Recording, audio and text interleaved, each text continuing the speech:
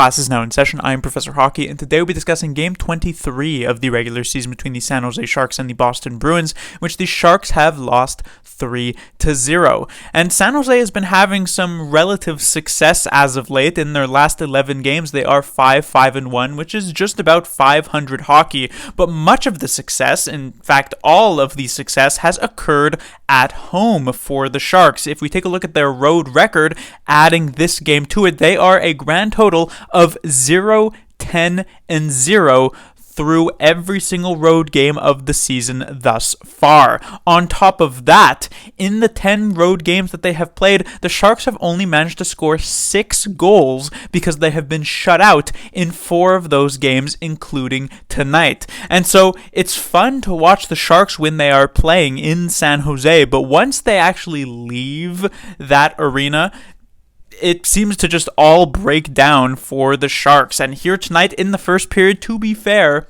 this was not a terrible first period for the Sharks. While they weren't exactly generating many great chances for themselves, it's difficult to pinpoint a moment in where they actually got a great opportunity on net. They also were managing to limit what the Bruins could do. And this is a general strategy, as it was last season for the San Jose Sharks. When you're not as skilled as your opponents, more often than not, you kind of have to try and bring them down to your level and play much less of a skilled game and kind of grind it out to try and have some close one-goal appearances. The Sharks did it in their previous game against the Washington Capitals and managed to eke out a win 2-1 there. Here tonight, they tried to do the same thing, and it worked to relative success in the first period. The Bruins themselves also didn't really generate much of any chances, and so it was 0-0 at the end of the first period.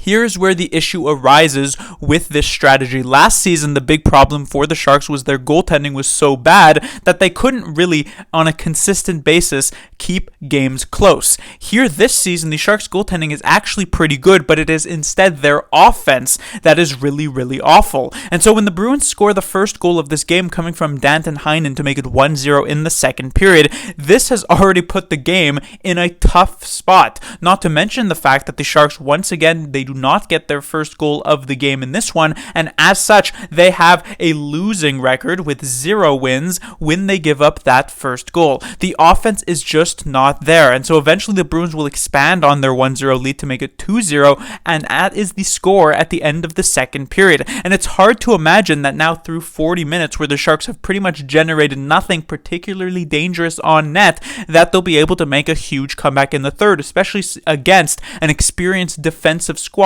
like the Boston Bruins. However, at the beginning of the third period, technically late in the second period, the Sharks get an opportunity on a 5-on-3. The literal best opportunity you will ever have in a game normally to actually score at least 1 goal. Even just 1 goal could have at least made this somewhat interesting to watch, but the Sharks wheel out the worst 5-on-3 power play that we have seen in a while. They do not even generate a single shot, and this isn't one of those power plays, well, oh, they didn't get a shot, but they hit like a post and they have just barely missed. Nope, the Sharks barely even had a shot attempt on this power play. Just multiple players misplaying with the puck, Hoffman giving it away, Addison bobbling it up at the point, Granlund holding it for too long. It was just generally a cascade of mistakes from every single player almost who was on the ice for the Sharks 5-on-3. And so the 30 seconds at the end of the second period and the minute and a half at the beginning of the third period pass, and the Bruins barely even noticed that there were only 3 people on the ice. In fact, if you had told me this was a 5-on-4, if not a 5-on-5 with the Sharks, I may have actually believed you because of how little pressure they had there. And then, of course, once the power play was over, going back to 5-on-5, playing as they did, not really going to generate any great chances on net, and that was indeed the case. Eventually, the Bruins would get a power play of their own in which they would be able to score to make it 3-0, and that would be the score at the end of the game. So once more, it is a road game where the Sharks are just completely shut down offensively, and while they didn't get completely blown out like they have against teams like the Canucks, the Penguins, the Golden Knights, the Seattle Kraken, this was not really a close game, at least past the first period. Moving on to the players to talk about, because the first period was salvageable enough, there is a couple of things to note.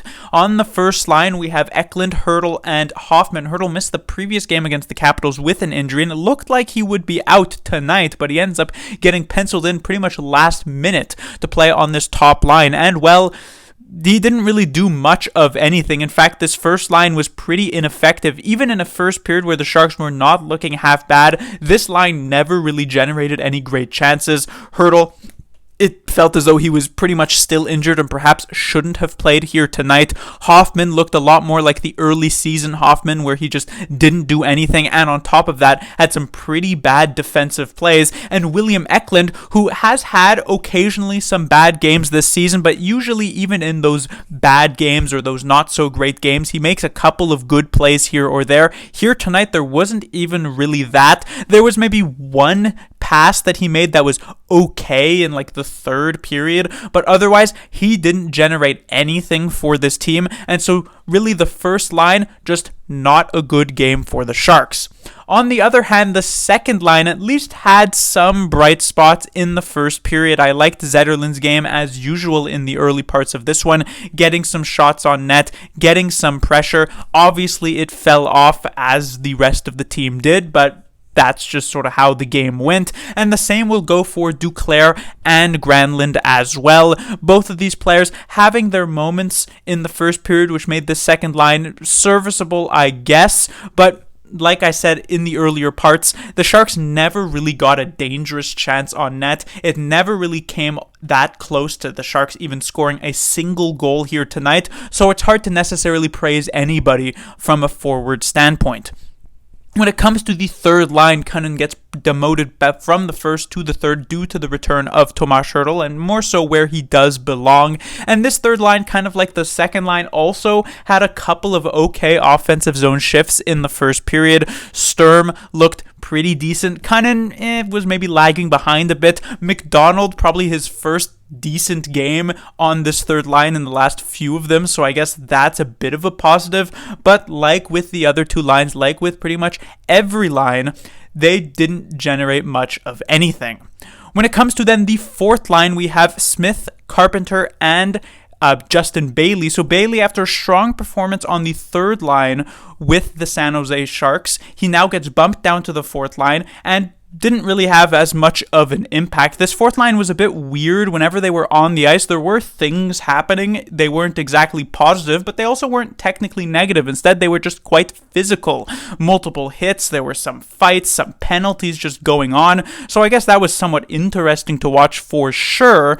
But otherwise, it didn't really contribute in a positive manner for the Sharks' main goal, which of course was winning the game. There is one thing that I do want to mention when it comes to Ryan Carpenter, and it's not play-wise, but it's actually the penalty that was taken against him that led to the 5-on-3. And this is something that I have championed against multiple times in the past, which is I very much dislike these penalties being called where Ryan Carpenter puts himself into a position where he is extremely vulnerable to an oncoming hit.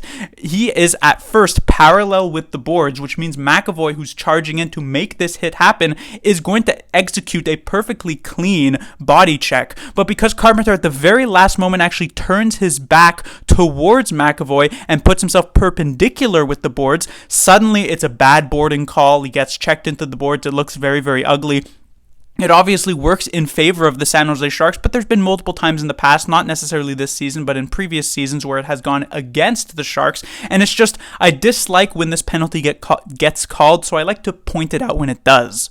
From a defensive standpoint, we have the top pairing of Ferraro and Emberson, and it was kind of mixed bag here because while I thought Emberson actually played a pretty decent game, Ferraro definitely wasn't very good, wasn't reading plays well, terrible gap control, a couple of really bad turnovers on top of that, so a pretty bad game for Ferraro. The second pairing, though, was perhaps even uglier because while I thought Benning was not great, not even that good, but slightly serviceable here tonight. Kalen Addison perhaps had one of his worst games with the San Jose Sharks thus far, not contributing anything from an offensive standpoint. His defensive game was the worst out of all of the defensemen here tonight for the San Jose Sharks, in my opinion, even worse than Ferraro, who I just kind of roasted a bit just a few seconds earlier. And so not a great game from this second pairing. When it comes to the third pairing of Okhotiuk and Burrows, they weren't terrible, which I guess is a good thing considering I have been quite critical of Okhotiuk's game recently, when at least he has been in the lineup, but they didn't exactly contribute a ton. Still some jump ups in the offensive play, which was decently nice to see, but nothing that actually led to any sort of offense. So a sort of like 5-on-10 performance from these two players. And then we have, of course, Mackenzie Blackwood, who it can't really be faulted for the game he had here tonight. He looked decent enough. He wasn't exactly challenged a ton by the Bruins, but I also wouldn't really blame him for many of the goals that he actually gave up here tonight. So it was an okay outing, but nothing amazing. Kind of similar to what we saw from few other of the Sharks players. But that will do it for this review. The Sharks will be back in action on Saturday as they will continue this 6-game road trip, and we shall see if they can finally get a road win. Class dismissed.